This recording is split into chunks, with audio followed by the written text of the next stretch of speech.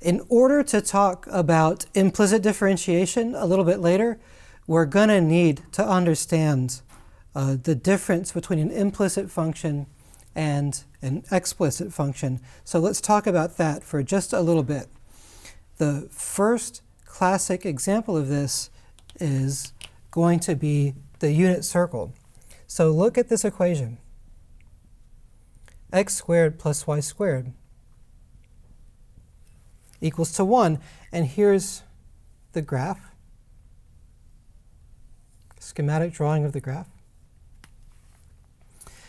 And what I mean when I say graph is I mean all the points x and y in the xy plane such that x squared plus y squared is equal to 1. And if you take all those points, they make a circle. And we say that this implicitly defines y as a function of x. And what do I mean by that? Well, for example, here is an explicit description of y. So what if I said y equals the square root of 1 minus x squared? So here I've really written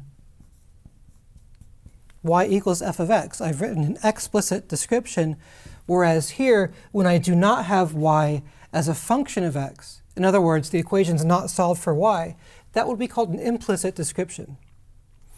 Now, there's an important difference here. You might think that these are the very same equation because, for instance, you could square both sides.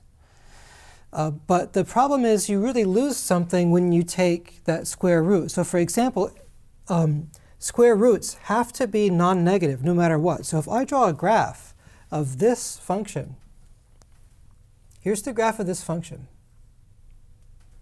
It's only the upper portion of that unit circle. If I want the bottom portion of the unit circle, I'd have to use y equals negative square root of 1 over x. So the explicit description sometimes has a defect where it doesn't capture the entire graph that you want. Furthermore, there are implicitly described graphs where we can't even find a nice algebraic formula for an explicit description. Sometimes an implicit description is the only thing that we can do.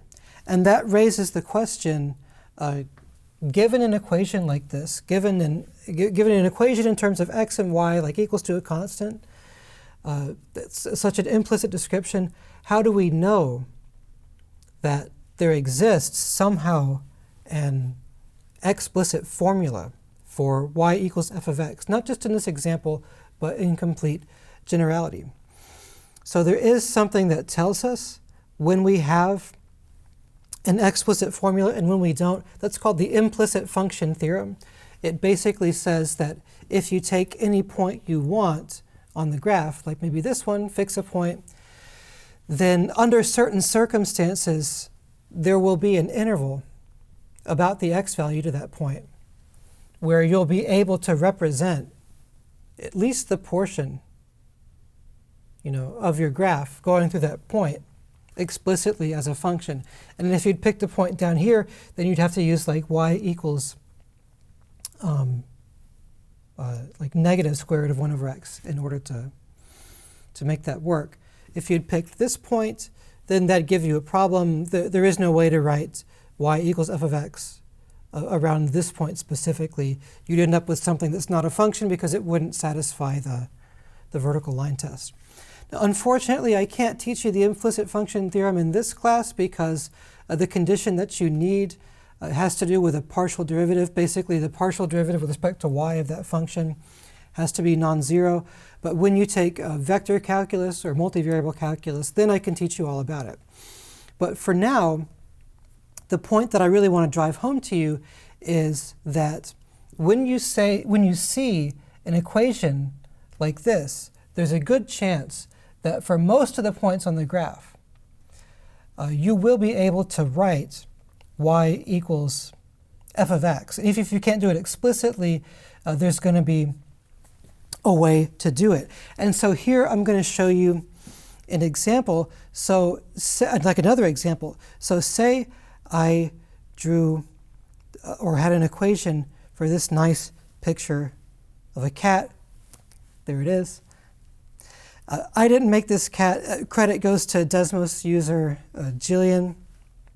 I don't know anything else about them except that they're on Desmos and they created this cat. But thank you. And there could be no way that you could write a single function y equals f of x that gave you the cat. And the reason why is because, like, once again, it wouldn't satisfy that vertical line test. But if you pick any point on the cat, say any point on that red line there, then there is a function y equals f of x that describes it. And in fact, here is that function. So even though you're not going to find one function y equals f of x to make this beautiful picture, if you pick one point on the picture, then probably you can find a function y equals f of x. That's the idea behind implicit functions versus explicit functions and the implicit function theorem.